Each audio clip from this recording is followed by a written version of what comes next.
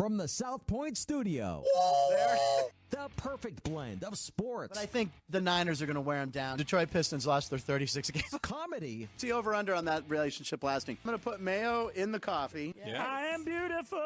And a whole lot of Pittsburgh. In Pittsburgh. Pittsburgh. Yeah. Pittsburgh. Join Ryan McCormick. That's at least 2 picks outside of our own in the first round next year. Oreo. And host Frank Nicotero. I look at the clock, I go, ah! Ah! Oh! Watch Punchlines live at noon every weekday. South Point Casino is the perfect place to be. Our racebook is completely separate from the sportsbook and totally dedicated to the horse player. With 52 overhead TVs, free Wi-Fi, and cocktail service. Bring your tablet or smartphone and plug into the USB ports to look up your favorite handicapping website without draining your battery. Want to wager from your seat? No problem with our IPTs. Just sign up, make a deposit, and you're off to the races. Plus, you'll earn points for dining, hotel, movies, entertainment, and the spa just by using the club card when wagering. South Point Casino's Racebook has you covered. Born from the tragedy of 9/11, the Tunnel to Towers Foundation is committed to helping our nation's heroes and their families in their darkest hours. When a first responder or veteran doesn't return home and leaves behind a young family, Tunnel to Towers supports them. The foundation pays off their mortgages and lifts their financial burdens through their Gold Star Family Home Program and Fallen First Responder Home Program. Through their Smart Home Program, catastrophically injured veterans and first responders regain their independence with a mortgage-free home, specially adapted to meet their unique physical needs. Tunnel to Towers also provides housing assistance and services to our nation's homeless veterans through their Homeless Veteran Program. They are helping more than 2,000 in 2023 because no veteran should be living on the streets of the country they signed up to protect. Join Tunnel to Towers on its mission to do good and never forget 9/11 or the sacrifices made by our nation's heroes. Donate $11 a month at T2T.org. That's T2T.org. The following is a Race Day Las Vegas presentation in association with Siraco Productions Limited on the Race Day Las Vegas Radio Network.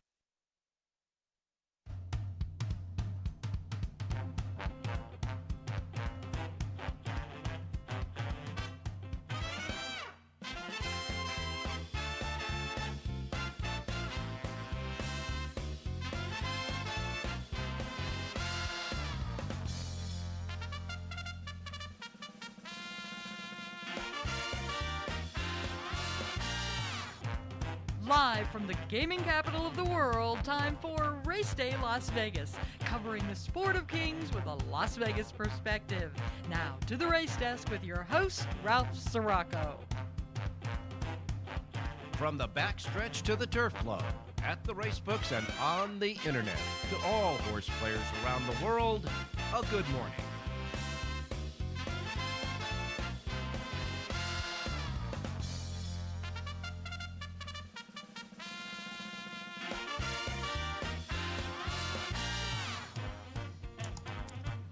All righty, good morning, everybody. Welcome to the Race Day Las Vegas radio program as we kick off another week of covering the great sport of kings, Las Vegas style. We come to you live and direct from the South Point studios at the South Point Hotel Casino Complex on the fabulous Las Vegas Boulevard, which is, of course, the Las Vegas Strip here in Las Vegas, Nevada. And, of course, covering the world on many different platforms that we have, like our websites, racedaylasvegas.com, .vegas.world, .global. Then you got the iPhones and the Androids that you can get your apps. You can get either the KSHP radio station app or you can get the YouTube app. If you go to YouTube, you can do what you can see as right now on the South Point Studios network streaming on YouTube. You can get it on your app as well as your anywhere else you get your streaming at. So we welcome you to the show if you can see us and hear us on YouTube, that's for sure. And for those folks running around town this early in the morning here locally in Las Vegas, our anchor radio station, Sports Talk 1400 AM, 107.1 FM, and of course, anywhere you get your podcasting. So simply put, however, wherever, whenever, welcome to the Wednesday Race Day show as we ramp it up for another exciting week here, especially in Las Vegas. This is March Madness, and we are getting ready to really explode tomorrow and Friday and Saturday and Sunday, the first big weekend of the 3 weekends known as March Madness for the NCAA basketball tournament. The sports book right behind me will be packed. The race book, of course, is going to be packed as well for folks looking for a little racing action. It'll be an exciting weekend here at the South Point here in Las Vegas. And, of course, when we talk about March Madness, our March Madness, of course, in horse racing is also the last 2 weeks of March.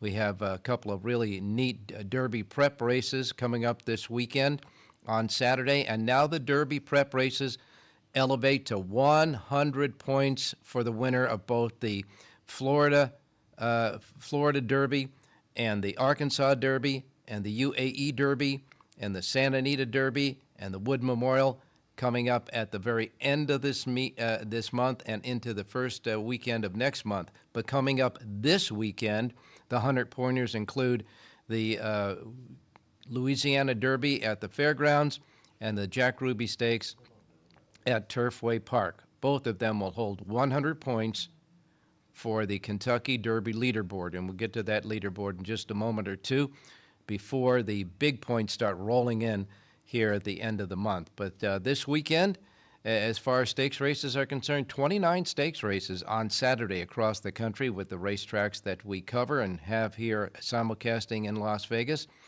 8 big stakes races at the fairgrounds. It's a big weekend of racing at the fairgrounds. 8 stakes races, of course.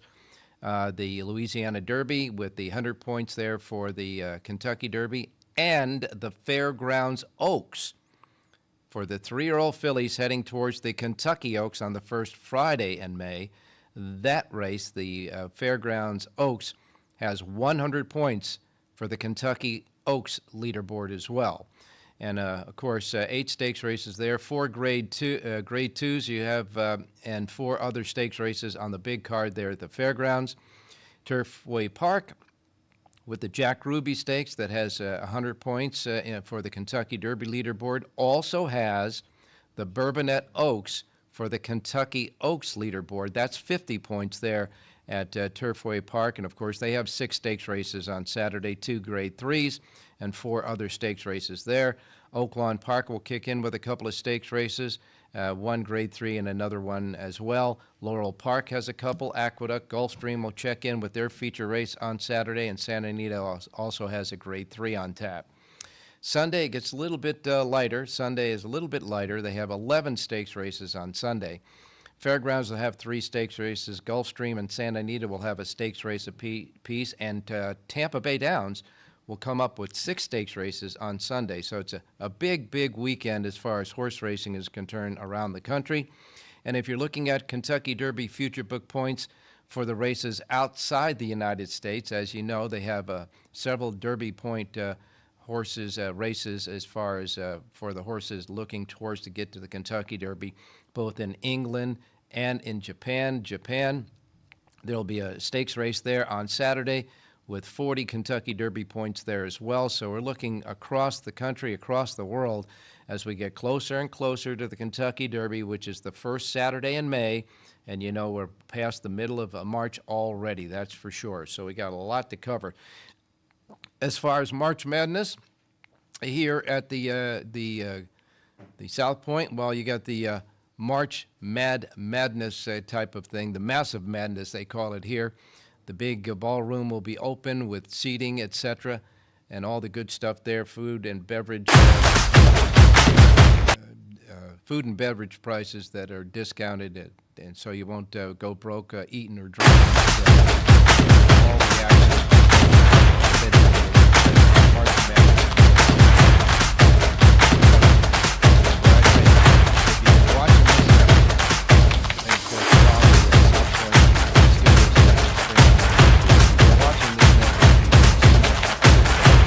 and of course, by the book and punchlines as well. They were doing their bracket selections. It was an absolute riot. You guys, if you didn't watch it, you should have. It was so much fun to watch these guys doing this.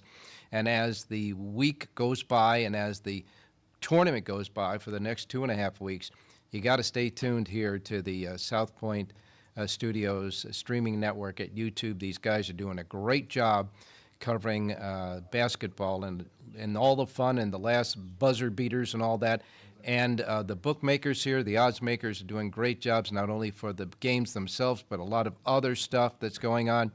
I understand that one of the most popular bets in the tournament is the first team to reach 15 points in their first games. So we've got all sorts of exciting stuff going on. And, of course, back to horse racing, we do too as well. Big news item coming out of Southern California I want to get to. I'll get not only Jonathan's thoughts about that, but certainly John Lindo's thoughts about that as well. But if we're looking just to take a look at the Derby rankings, the Derby before we get to the big 100-pointers this weekend, here's how the leaderboard looks as far as points are concerned for the Kentucky Derby. Still on top is Timberlake. He's still got 66 points. Dornoch has 60. These horses will not be running this weekend. Domestic Product is sitting over at 60. Sierra Leone, who is a horse that wound up the individual favorite when the Kentucky Derby Pool 5 parimutuel future book closed on Sunday. Sierra Leone is in fourth place with 55, along with Track Phantom at 55. Deterministic has 50.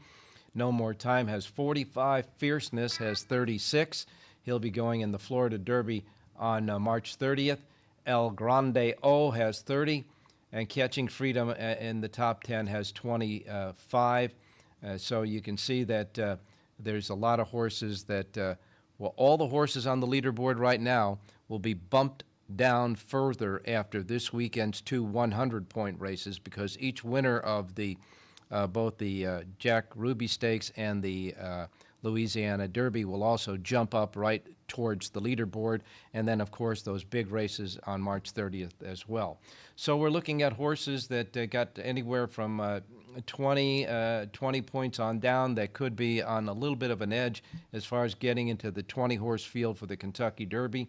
Of course, right now, those horses include Hades, Uncle Heavy, Encino, Liberal Arts, McVeigh, and Northern Flame. All of those horses are towards the bottom now, and as the 100-pointers get going, they're going to be bumped out as well, but there'll be plenty of opportunities. The Lexington Stakes that comes up as the last point getter here in America at Keeneland, when Keeneland opens in a couple of weeks. That race may very well determine if a horse bumps into the top 20 as well. But we'll wait and see how, no pun intended, they jockey for positions as far as the points are concerned.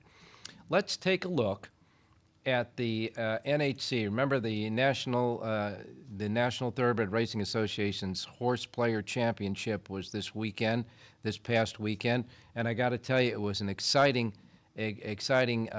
contest and exciting finish, that's for sure, because day one, the leaderboard on day one, T.J. Sunday was the leader there. Marshall Graham was second.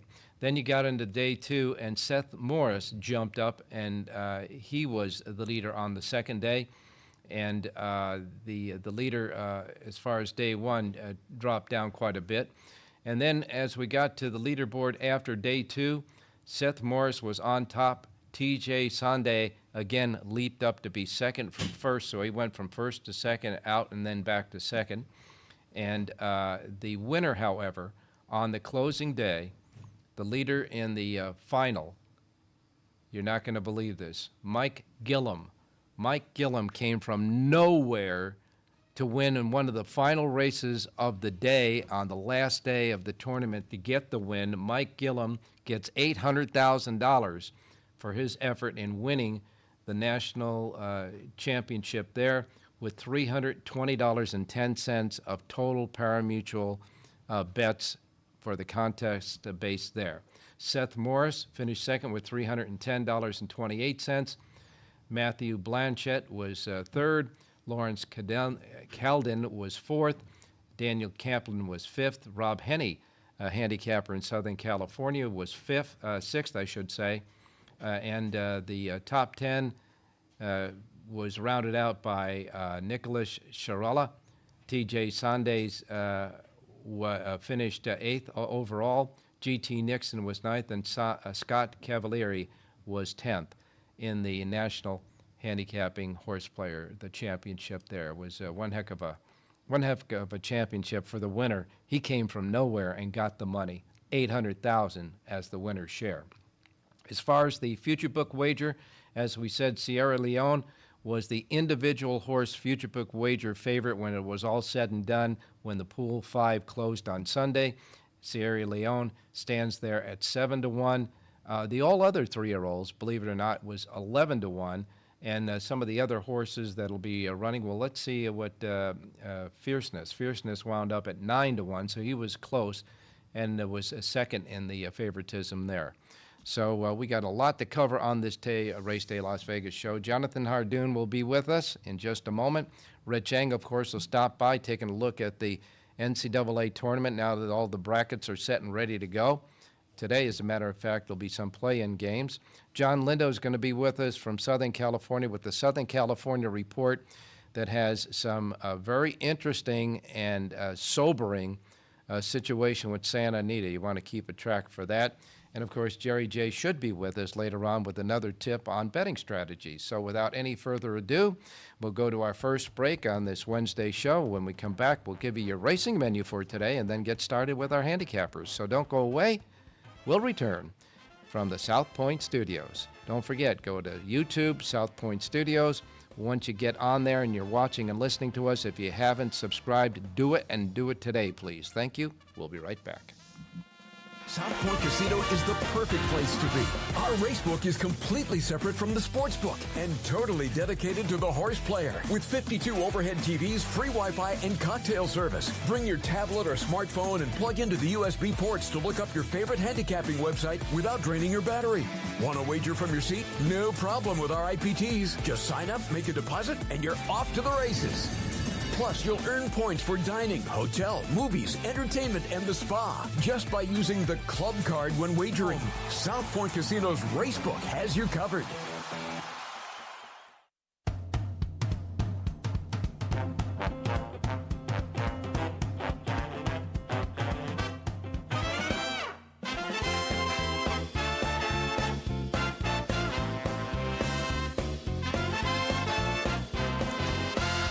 Okay, back on Race Day Las Vegas. A couple of quick notes as far as racing is concerned. Jose Ortiz is planning on going to Keeneland. He's going to be racing at Keeneland and then go on to Churchill Downs. He's not going back to New York for the spring and part of the summer. He'll be at Keeneland and at Churchill Downs. In fact, he's riding quite a few mounts this weekend on Saturday at Turfway Park as well. And Mahoning Valley Racecourse will be running today, but they have already canceled tomorrow's racing, and it's not due to the weather. It's due to the fact they couldn't get enough horses. They didn't have enough horses to fill the entry box at Mahoning Valley Racecourse for tomorrow, Thursday. They have already canceled that card. They will be running today. And as a matter of fact, looking at the weather across the country, it looks pretty darn good across the country as far as rain, et cetera, is concerned, except when you get into the northeast quarter of the country, where you've got a lot of action going on as far as some rain and in places some snow there in the northeast. So we'll wait and see how the weather turns out to be there this weekend. But as far as where the fairgrounds is at, Louisiana, for their big racing day on Saturday, looks pretty darn good. Florida does as well, California, and of course we'll keep an eye on Turfway Park there in Florence, Kentucky. All right, time to get to the menu for racetracks available today in the Racebook, simulcast centers and racetracks around the country. We remind you, as we always do, the first post times we broadcast on the show each and every day reflect that of the Pacific time zone. So if you're listening here in Las Vegas, these will be the first post times that roll out in our racebooks right behind us here at the South Point. If you're listening anywhere else on many of the different platforms that we introduced and welcomed to you at the beginning of the show, however, wherever, whenever, if you're not in the Pacific time zone, adjust to it. First post times broadcast on this menu each and every day reflect that of the Pacific time zone. I don't want you to miss anything, so adjust, will you? Like I miss Mom and Dad, okay? All right, we begin with Tampa Bay Downs. Their first post time is 9:30 today. Tampa Bay Downs, 9:30, first post there. And they have a pick six jackpot carryover of $6,520. First post time, Tampa Bay, 9:30. Then we get the Parks Racing. Parks Racing's first post time is 9:40. Their Pick 5 jackpot carryover today starts at $125,301. That's the starting point for the Pick 5 jackpot at Parks, $125,301. First post time is at 9:40. Mahoning Valley is going today. Their first post time is 9:55. Their Pick 6 jackpot, $36,054. And again, no tomorrow, but today they're on tap, 9:55 first post time at Mahoning Valley Racecourse. Next comes Gulfstream Park. Gulfstream Park's first post time is 10:10. Their Pick 6 jackpot carryover is getting up there now. The Pick 6 jackpot carryover, $382,857, $382,857. That's your carryover in the cash in the Pick 6 Rainbow Pick 6 jackpot carryover today at Gulfstream. First post time is at 10:10. Next comes the Fairgrounds Nolans. Fairgrounds has a first post time of 10:45. 10:45 at the Fairgrounds today. They have a Pick 6 carryover. This is a regular Pick 6 carryover at the Fairgrounds. Stands at $6,808 at the Fairgrounds today. First post time, again, is at 10:45. Then we go to Turf Paradise in Phoenix, Arizona. Turf Paradise first post time is 1:25. 1:25 at Turf Paradise today. There you got a nice Pick 6 jackpot carryover there, $69,145. Turf Paradise first post time is 1:25. Then next comes Penn National. Penn National has a first post time of 3 p.m. Their Super High 5 jackpot carryover, $14,022. First post time at Penn National, again, 3 o'clock Pacific time this afternoon. And then we round out the 9 tracks on our racing menu for today, and that is Charlestown Racecourse. Charlestown Races has a Pick 6 jackpot carryover of $45,356, and their first post time at Charlestown is set at 4 p.m. Pacific time. And that's our menu for today. All righty, time to get to Jonathan Ardoon standing by in upstate New York. And Jonathan, first of all, how's the weather in your part of the country? It's a little cool, but it's nice. You know, it's overcast, no snow or rain in sight, so that's certainly good news. Well, now, Jonathan, you know, we're getting to the nitty-gritty now as far as the points for the Kentucky Derby. It seems like most of the races for the Kentucky Derby leaderboard from here on out, except for that last one in Lexington, the Lexington Stakes at Keeneland, are going to hold 100 points for the Kentucky Derby leaderboard, which means the leaders right now are going to get bumped, you know, right down to the bottom of the top 10 and right in the middle of it, and then those ones at the bottom get kind of shuffled off to Buffalo, so to speak. Yeah, you're going to need probably 40 points at least, I would say, to get in. So if you have 40 points, you're probably safe. But you're right, Ralph. Now the 100 points is obviously, unless you're on the board already and you get the 100 points, you're going to be knocking people out of the top 20, and now's when it gets interesting. That's for sure. There's no doubt about it. Well, you know, we're getting here in Las Vegas, a lot of folks will be here this it seems like they'll be vacationing here for the next 2 weeks with the March Madness behind us. But a lot of those guys will kind of circulate and get into the race book a little bit, and especially if they know that there's, implications for horses running on Saturday that they may see when we take center stage. This sport does in the country with the Kentucky Derby. And I can tell you that at this point in time, Jonathan, I don't know if it's just me feeling this way, but there's not a lot of hype as far as like a rivalry concern, like east towards west, or a horse that's been performing so well that he's kind of reaching the stature of can he get beat in the Derby. None of that type of energy and certainly looking forward to exists as far as this Kentucky Derby is concerned, and maybe it's because of the fact that Bob Baffert doesn't have any horses eligible to go. Exactly, and the best 3-year-old isn't even in training now, and that's Nisos, and even if he was in training, he wouldn't be able to run. So the combination of no Baffert involved in the Derby, because he always brings horses that are ready to run there, and no real superstar, no wow performances yet from any of these horses. They took chances beating each other, and Dornoch beat Sierra Leone. Sierra Leone beat Track Phantom. So they're going back and forth, and no one has really stepped to the head of the class. Even the Pletcher horses, Well, Locke is off the Derby Trail, and the other one that won the Breeders' Cup, he came back and threw a dud. So let's see how he runs in his next performance. Again, everything's still up in the air, and that's why people that are betting these future bet books and not getting a fair price, they're really making a big mistake. Well, you know that horse that you were alluding to, Fierceness. He looks like an in and outer. It looks like if he doesn't get his trip in races. He can't overcome a lot of adversity. It seems like the races that he won, he got perfect trips in. So we'll wait and see about that. Both the races he won, he made the lead, and he went wire to wire. So the question is, does he need the lead type to win, or because like you said, is he going to be able to face some diversity and overcome a tough trip? And when there's 20 horses in the field, you're not getting an easy lead. I don't think so.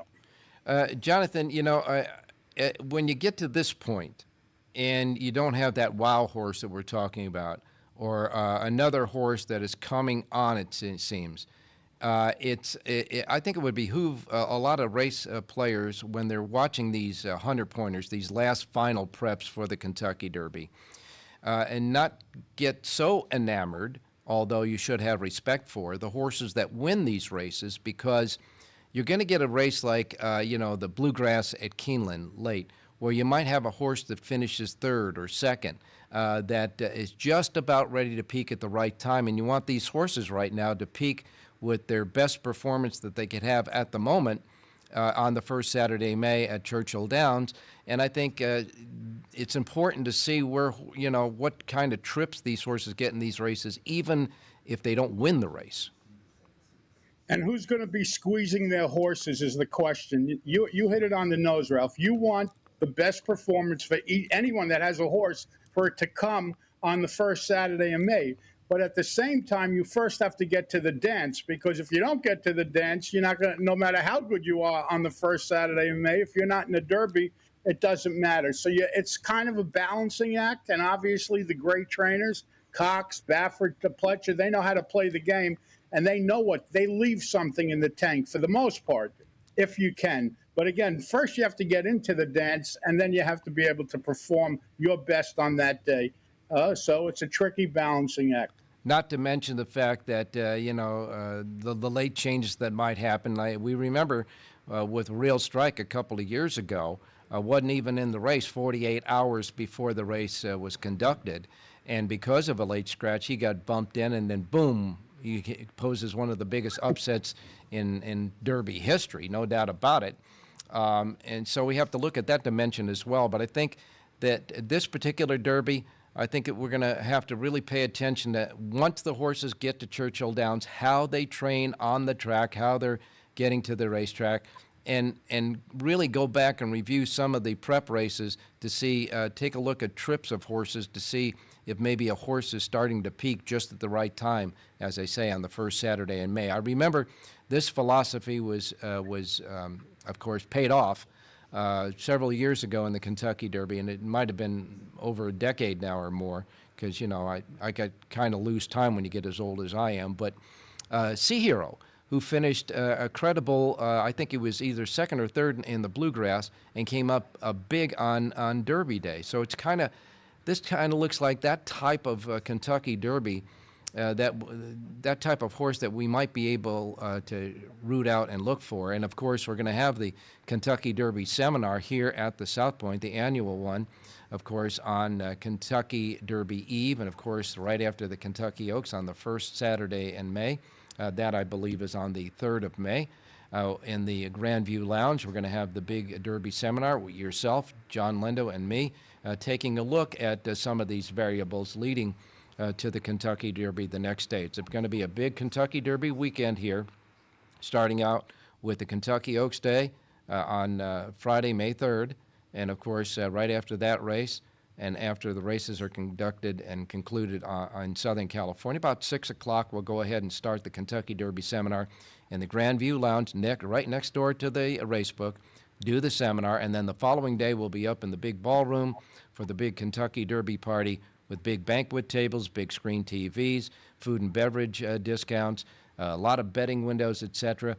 Some promotions. They had a hat contest. They're thinking of doing some promotions with that as well.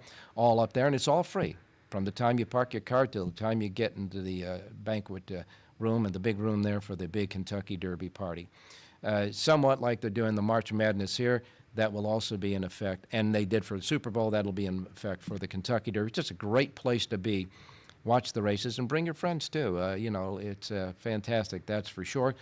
But that's what I think we'll be looking for. And by the way, one final note about that, we're planning on doing a Kentucky Derby preview show here on the South Point Studios network only, not on the radio or anything else. It's only going to be on here. So for those of you folks that want to see that show, and I believe we're going to do it we're going to do it on Thursday night. I don't know exactly the time because we've got to move around, got to put this special show in and around the regular programming here on the air. But we're going to do that, and we're going to take a look at the Kentucky Oaks Day program on that Thursday, in addition to featuring our early thoughts about the Kentucky Derby and the Kentucky Derby Seminar. So everybody out there, if you haven't tried going to YouTube, going to South Point Studios, and watching and hearing us over the South Point Studios streaming network at YouTube, try to test it out before that, because on that day, on that particular show, it will only be on the air on this venue. Keep that in mind. Jonathan, right now, if you had to take a look at a horse that you think might win the Kentucky Derby, I know this is just it's like throwing darts at the wall right now. What do you think? Who's impressed you so? Who's impressed you so much right now? I can tell you that of the horses that are going to run the Derby, remember we're not talking about Bob Baffert horses now, but of the horses that are running the Derby, I still think Timberlake is at top of the heap right now, as risky as that is. I think Sierra Leone gets a slight edge, but again, it's way too early in my opinion, Ralph. Are they all going to run again for the most part? I heard now that Clement may train his horse into the Derby. I think that would be ridiculous. Deterministic, I think his name was.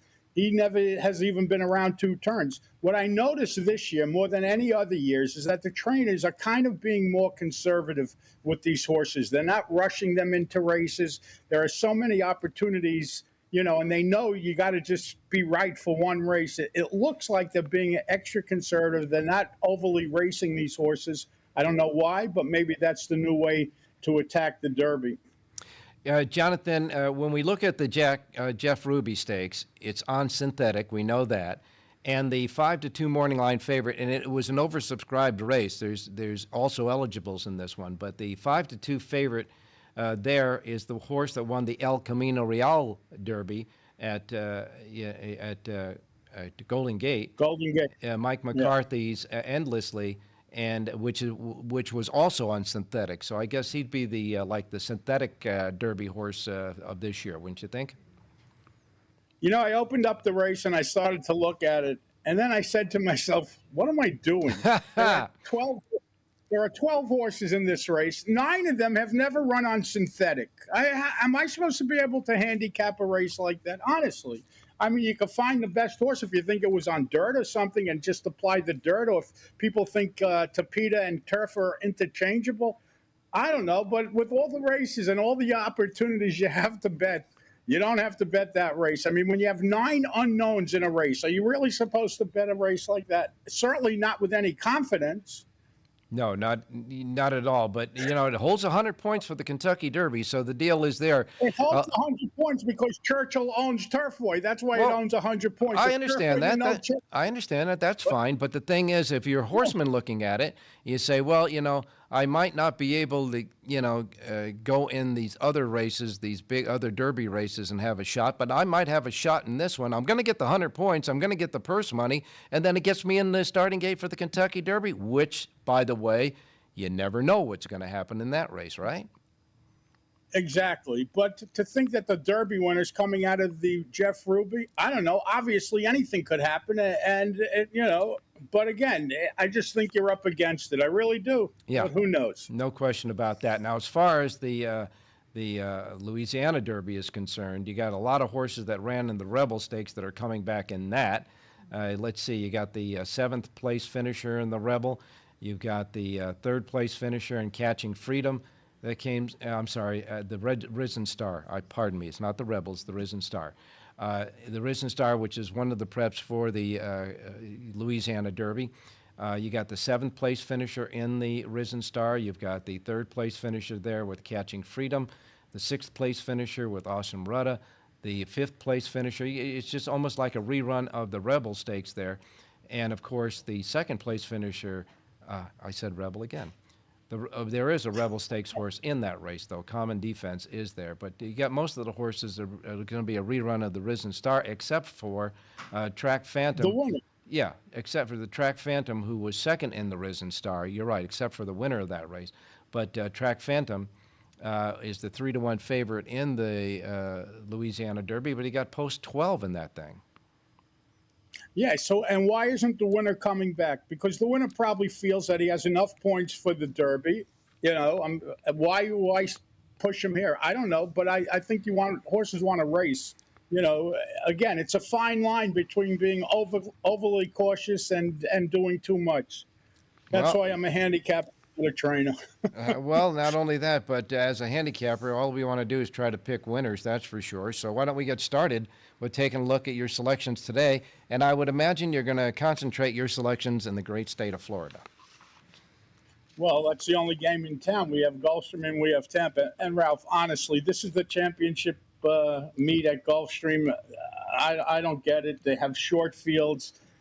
Between now and Sunday, they're running 40 races. Yeah. 7 of them are on the dirt. 7 out of the 40 races are on the dirt. The rest are Tapeta and turf. And the whole idea of Tapeta was when the races would rain off in Florida, you didn't want the fields to scratch down to nothing, so they would go from grass to Tapeta. Now it seems like it's turning more into Golden Gate Fields, where you have majority of the races are Tapeta or turf. You get very few dirt races anymore, and I don't know why it is, but the field size is small, and I think this has been a horrible championship meet for them, to tell you the truth. Well, I can tell you this. There is a common denominator between Gulfstream and Golden Gate, the ownership. Yeah. Okay, let's get started. Okay, Ralph. Let's look at the 5th race today at Gulfstream, which, by the way, is on the dirt. And I like the number 3 horse in here, Pure Spite. This is a 5-year-old gelding who was claimed last time out by trainer George Delgado. Rider switch today to Miguel Vasquez. He's listed at 9-2 on the morning line. He takes time between races, obviously has some physical problems, but when he shows up, he always runs well. I like number 3, Pure Spite, to win today's 5th race out at Gulfstream Park. All right, number 3, Pure Spite. And again, 9-2 on the morning line for Mr. Delgado and Vasquez riding. And number 3, Pure Spite. And that again in the 5th race at Gulfstream Park. That race should go a little bit after noon our time here on the West Coast. Where are we going next? Let's go to Tampa. Look at their 9th and final race today, a mile on the turf. And this selection is for turf only, but they should be on the grass. I really like the number 4 horse in here, Zatip. This is a 5-year-old gelding from the Grand Motion Barn. I like the rider switch today to Pedro Morales. Go watch this horse's replay. He was hung out 4 wide, 5 wide, about 7 wide turning for home, and he just kept coming. I like number 4, Zatip, 7-2 on the morning line to win today's 9th and final out of Tampa Bay Downs. All right, the 4, Zatip, the 4 horse in the 9th and final at Tampa Bay. That race goes about 1:55 p.m. Pacific time as well. So you've got the 9th race at Tampa, number 4, 5th race at Gulfstream, number 3. And we will let Jonathan get back to trying to figure out who's going to win the Derby. Plenty of time for that, Ralph. All right, you got Thank you, my friend. You got 2 sheets today. Tell them where to get it. JONHJRDOON.com. Thanks, All right, Ralph. Stay safe and be well. All right, that's Jonathan's website there. We're going to be right back with Rich Eng standing by. Hope you got enough sleep. But, boy, there's talk about handicapping the Derby. How about handicapping the NCAA tournament? Wow! We'll be right back.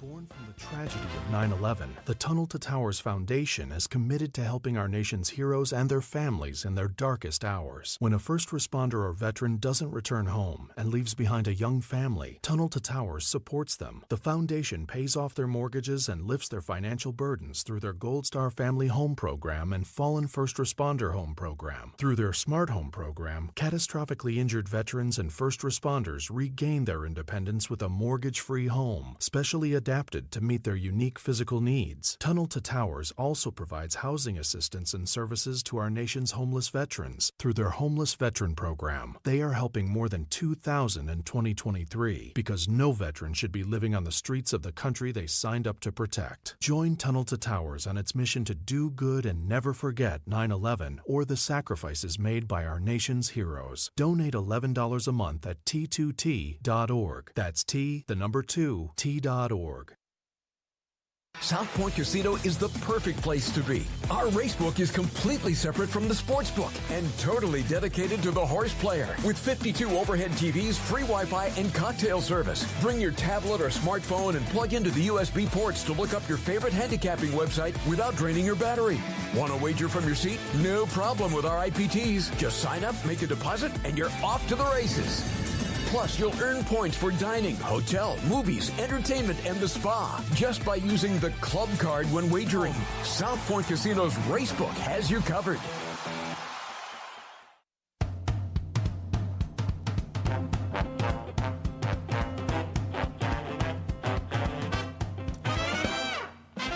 All right, back on Race Day Las Vegas, getting ready for March Mayhem here at the South Point with the big exhibit hall going to be opened up tomorrow early for the first round of the big March Madness college basketball tournament. And it's going to be great, trust me, folks. And the man who's our point man to figure some of those brackets out is, of course, Rich Eng. And Rich, good morning. Hey, good morning, Ralphie. Well, you've been working hard, buddy? Yeah, I've been taking a look at it. You know, in my religion, I don't fill out brackets only because it's impossible to have a perfect bracket. There never has been one. But I look at the matchups, and there's some really interesting matchups. And the only time I'm going to mention a team that did not make the tournament, it's only because it's my alma mater, Ralph. Yeah. St. John's. I cannot believe St. John's did not make the field of 68. Meanwhile, a team like Virginia did last night. And if anybody watched that game, Virginia against Colorado State, you have to scratch your head. How did Virginia, and why was Virginia in this field? They were pathetic. I am behind you 110% on that. Virginia was one of the four play-in games, the first four. They got pummeled by Colorado State, 67-42. And St. John should have been in this field, no doubt about that. And well, everybody's going to have a complaint about something, that's for sure. But, you know, that's almost universal. I have talked to so many people that thought the same thing about Virginia being in instead of St. John's. But nevertheless, that's what it is. Colorado State will move on, as well as Wagner from the two games played yesterday. Today we've got Grambling and Montana State. And Colorado and Boise State, that's the game I'm really interested in watching, Colorado and Boise State. So, yeah, that's the game I'm going to give out on the show as a pick.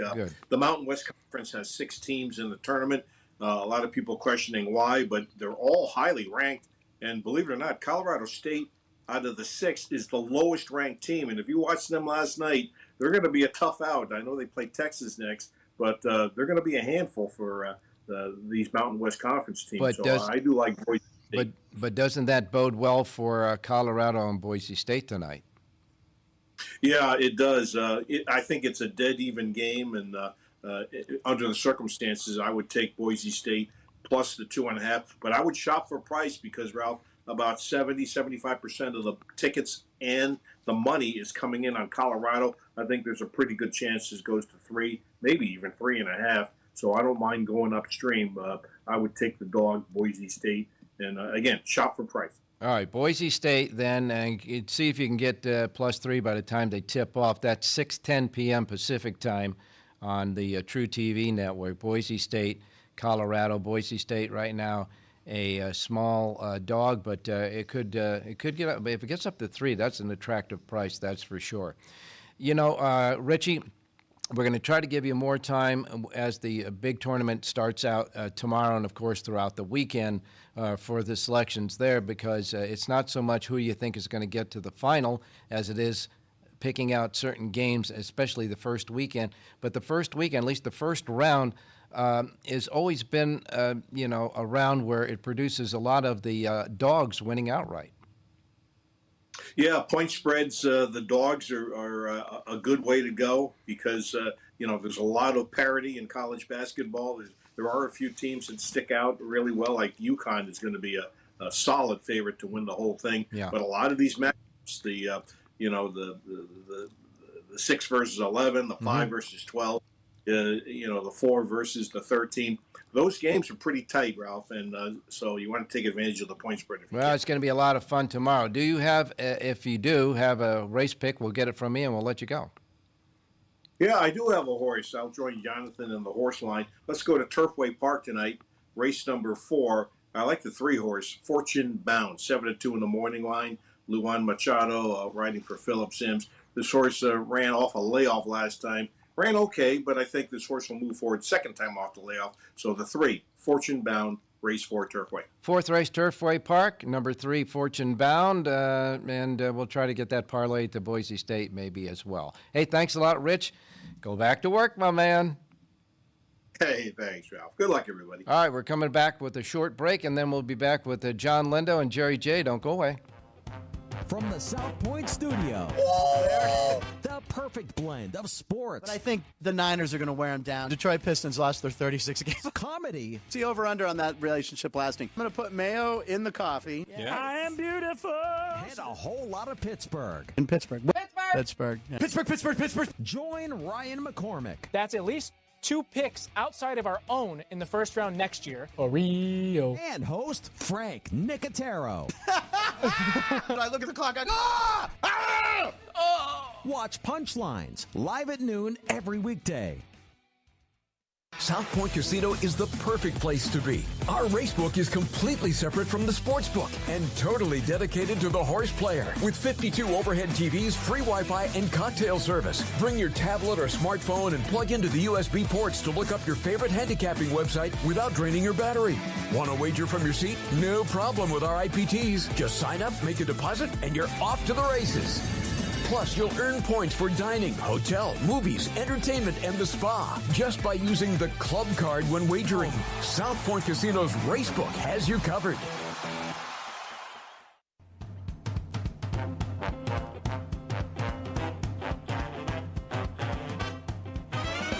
The Race Day Las Vegas Show, the only exclusive daily local media racing information source in Las Vegas. All right, back on Race Day Las Vegas, and we're going to go right out now to John Lindo standing by in Southern California because we are pushing time. But, John, there's something important that happened in Southern California between the last time we talked on Sunday and today, and there's an article in the Los Angeles Times that has brought it all out. Maybe you can explain it. Well, there's an important California Horse Racing Board meeting tomorrow, Thursday, Ralph, where they're going to work on assigning the dates this fall, whether those dates include racing in Northern California. We know that Golden Gate closes in June, and right now the Northern California horsemen are trying to come up with an alternative circuit, which would include Pleasanton. So that'll be introduced, I think, tomorrow at the California Horse Racing Board meeting. Well, yesterday, the First Racing Group, Craig Fravel, the executive director of racing for First, sent a note to the California Horse Racing Board. And what it basically said was, if you're going to assign the fall racing dates to Northern California, then First Racing is going to look at, they'll immediately cut purses at Santa Anita, and they'll look at alternative uses for Santa Anita and San Luis Rey, the training facility in Fallbrook, and that's based on the fact that when there is no racing in Northern California, the simulcast handle money would come down to Southern California, and it looks like the First Racing Group is absolutely dependent on getting those additional funds to help boost the purses and defray some of the costs of racing in Southern California. So there's a lot going on out here right now, and tomorrow's meeting is important. We'll see where the dates go and how the First Racing Group reacts to whether there is an assignment of those dates, and it's very possible that Pleasanton will get maybe 10 weeks of racing this fall up there and in Northern California to keep that circuit alive. So unfortunately, most of the news out here in Southern California racing is being made off the track and not on the track. Well, John, is that a little bit of gamesmanship on behalf of First Racing, or is this a threat? I think it's both. But, if you're going ahead of a meeting, it seems awful strange that you're going to kind of threaten you vote this way or else. I don't know if that's the most professional way to do it, but it's a fact, though, and that's what's happened here, and we'll see what happens. Yeah, and don't forget, the ownership of the track is telling the regulating agency of the government that regulates their racing how to vote. That can get a little dicey, that's for sure. But we will be on that edge of our seats to see what happens, and of course you will keep us posted on that. There is a column in the Los Angeles Times, if folks want to go there, about this whole thing, but raising its ugly head again. And, as far as Southern California, I mean, the purse distribution, they're already stuck about, $3-4 million in overpayments of purses. So they are dependent now on that Northern California money making its way to the purse structure in Southern California, right? Yeah, I think the purse overpayments have been, they're probably well over the $4 million mark in Southern California now. So whether or not these dates get assigned to Northern California, I don't know if there's any way, as far as running the business, that you can't have a purse reduction to try and make up some of the differences. And they'll be threatening a bigger purse reduction if they don't get voted that way. We have to go, but this is an ongoing story, and we'll talk to you more about this with you tomorrow. And looking forward to the Linda Report this week. Thanks a lot, John. You got it, Ralph. Good luck today. All right, now we're going to go to Jerry Jackowitz, and he, I guess, has another thought about a betting strategy or two. Good morning, Jerry. Good morning, Ralph. The other day we had a really good result that I particularly love that I thought we maybe kind of review today. Okay. It happened on March 14th. We gave out in the 8th race at Aqueduct, Don Vino Vici, who went off at 2-1, a little under 2-1. Favorite ran second. And we ended up getting a base payoff of 7-1 with a 2-1 shot that ran second. And that happened because a real long shot won the race, a first-time starter from Cleveland Johnson, who doesn't win but once a year, if that often. And this was the one time he won. And this was a $24 sort of like base bet where you would have bet $16 on the 2-1 shot to win in exactas or however, and a $1 reverse wheel. We would have put less on the place money because it was only a 2-1 shot, and a $1 reverse wheel for $24. It was a 9-horse race, so that cost $8, and you got back $173 for the payoff. So you put up $24 and you get back $173 on a 2-1 shot that you didn't even win on. So think about it. I mean, think about how rich a vein that is. Of course, you have to get a little lucky to get into it, but you will get lucky in horse racing from time to time. You'll get unlucky plenty too. So, but we don't need to worry about the unlucky part. It's just, if you put the play in and let the randomness of the game take its, run its course, you're going to run into these plays, and you'll run into them much more frequently than you think. It may not happen where they'll beat you. Sometimes they'll come in second, and, in this case, we ran third, but we were put up to second. So well, yeah, we cashed. That's the big deal. It doesn't matter where the official the official result got you the play. And at this time of the year, especially now with this March Madness happening, sports players are so used to laying $1.10 to win $1, etc. But in horse racing, you have so much more value, and if you make the plays right, as you say, like you're trying to demonstrate here, you can lose a lot more bets in racing, and when you connect, you can still make more money than you can if you won more bets on sports I know it sounds a little bit, unusual, but that is the case, and that's for sure, and that's what we're trying to highlight here on the Race Day Show. I want to thank you so much for doing that, Jerry. We have obviously run out of time again, but that was a good example of what we're talking about when you're talking about betting horses against sports. And I like to bet them both anyhow, so it doesn't matter. But in any case, we'll be back tomorrow, and by the time we get on tomorrow, March Madness will already be starting behind us. So, we got one more thing to say, and Jerry usually says it. Have a great race day, everybody.